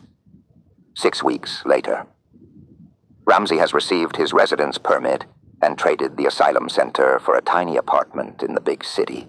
He wants to go back to school and to capitalize on his engineering diploma. He writes that he is doing well, that he no longer suffers from headaches, and that he is making plans for the future. Does this mean that Ramsey is no longer traumatized by the events he endured, that he is completely free of his pain? No. He is likely to have occasional flashbacks, and he still does not yet feel entirely safe in the streets at night. He might still be avoiding alleys in the city. In addition, his feelings about losing Farouk and missing his family will always be with him. But Ramsey no longer lives in a state of shock. His body has arrived in Belgium, and both his heart and head are now on their way. He is no longer constantly stressed, no longer constantly on high alert. He no longer feels completely alone and lost in this world. Ramsey's trauma has now moved sufficiently into the past to allow him to let go of it little by little, every day. Who knows? If the pain remains too intense, he might go back to trauma therapy. But today the only thing that counts is that Ramsey has come back to life. Exercise. Thinking of a fellow human being. Do this exercise in front of the mirror. Close your eyes and deeply breathe in and out several times. Create stillness inside you. Think of someone who is near and dear to your heart, someone who has helped you in one way or another, someone who is close to you. Conjure up his or her image. Open your eyes and say his or her name out loud. Study the expression on your face. What do you see? Also observe physical sensations and your feelings. What do you feel? In your body, in your heart, in your head. Perhaps your facial expression becomes softer, happier. Does not like it is nakedness. Being naked is what sadness wants the least. Therefore she puts on the clothes that were left behind, anger's clothes, and she continues her journey. Sometimes you can see anger run its course, fiercely, without mercy, blind with rancor. But if you look closely, you realize that anger is merely a disguise, a mask. If you look carefully, you see that behind every outburst of anger there lies a well of sadness. Inspired by Woyedon Verdrier, Anger and Sadness, by Jorge Bouquet. Isabel, I want to get rid of my anger. On trauma and feeling, on triggers and flashbacks, on observing and regulating emotions, on oversensitivity and avoidance. The farewell letter. Therapy Session 1. Isabel is 30 years old and pregnant with her second child. She knows what she wants from me. She says, I want to get rid of my anger. I'm angry inside, good and angry. It's eating me up, because I have to keep my anger bottled up, because I can't show it. I have to go on with the routine, putting my son to bed, doing household chores, sitting on the couch together with my husband. I have to behave as if everything was okay. And it is. I'm happily married and I love my family. But there is still that anger. It is lurking inside, and every now and then it pops out, and then I say something awful or yell at my son, or I throw myself in the lounge chair and begin to cry because I am so tired of fighting what is inside me. I feel that I can no longer keep it inside. It's got to come out. But I am afraid of what will happen when I unleash my anger. What is the worst thing that can happen? I ask her. Isabel sighs deeply, rolls her eyes and says, that my husband leaves me behind, which is what Jean did, my first husband, the father of Levi, from one day to the next, 5 years ago. He knocked me out with some kind of drink and put our son, a baby still, in his crib. Then he drove the car into a tree. He was my first love. We'd just gotten married. We had a baby. I thought we were happy. Isabel is silent for a moment. Then she says, I still don't know why he left. In his farewell letter, he merely said, "Sorry, my love, I can't do it. Sorry." When I read the letter, all I could think was, "Sorry, my love. It? What is the darn it? Your work, your life, our child, and you can't do it. And what about me? Who says that I can do it? What am I going to do now? And Levi, how will he go on without you? Or do you perhaps think that I can be two parents at once just because you can't do it?" Isabel is angry, furious, and alone. This is what I see before me. A woman angry at her dead partner because of what he has done to her. "Isabel," I begin. "Yes," says Isabel. "I know. Everything. The anger. It all started then. That day. The problem is that I don't know how to stop it. In the beginning I was able to suppress it, not to think about it, not to let it take over my life. But that's over. This anger comes up more and more often, when I least expect it, even in moments when I should just be happy. Isabel gives examples. She tells the story of how, as she was exchanging wedding vows with her current husband at the city hall, she was trembling so much that she had to sit down. She got married, pale as a ghost, only half present, sitting on a chair. When she comes home after a long day at work, she often gets angry about nothing very quickly, feeling that she has to face everything alone. She hates falling asleep because she is afraid of slipping into sleep. She keeps thinking that her current husband might die in an accident and leave her alone again. She also often thinks that her son is depressive. She worries about this a lot because he, just like his dad, finds it hard to talk about himself. She says that she can't really enjoy her family. All this and much more makes her angry at Jean. The anger has been seething in Isabel for 5 years now, and anything that even slightly smacks of being left alone again puts her on high alert. Theory, triggers and flashbacks. A trigger is a factor that sparks something in the now that resembles an event from the past. Triggers are not always clearly linked to the original trauma. They often seem insignificant. It is their symbolic function that is important. A flashback is the result of a trigger. Suddenly past and present seem to become one. Flashbacks take on the form of physical sensations, feelings, or thoughts, or a combination of all three. Hence, flashbacks can be traumatic memories which manifest themselves as images in your mind, moments of pure panic in your body, the panic experienced at the time, or a chronic feeling of loneliness, even if you haven't been lonely for a long time. Triggers and flashbacks zip you back into the past. It is as if you were living your trauma all over again. Triggers and flashbacks touch the old trauma and bring it back to life. Sometimes you are aware of your triggers and flashbacks. Sometimes you are not. Whatever the case, triggers and flashbacks create a disproportional stress response, a reaction that has little to do with the current context. It is all about the past, the trauma itself. Triggers and flashbacks turn a calm brain into a trauma brain. Triggers and flashbacks activate the reptilian brain. The mammalian brain panics, and the human brain loses control over the situation. Thus, for Isabel, being tired means more than just being tired. It means going back to being numb. Made powerless, her reptilian brain sees danger. She feels unsafe and left to her own devices. Her mammalian brain searches in vain for safety and connection. And she expresses these feelings by shouting out her anger and disappointment. Her human brain loses all control. Isabel, I say, if I help you to deal with your anger, will you then be prepared to look with me at what is hidden behind that anger? Because this is what I think. Anger is but an upper layer, a protective shield, just like a blanket covering up the real pain. Isabel nods and says, "Something has to change. I must get rid of it. This fear has stopped me in my tracks long enough, estranged me from myself. I don't want it to destroy my second marriage, my second chance of happiness." Isabel returns home with the following assignment: writing a letter to Jean every evening for half an hour, getting to the bottom of her anger.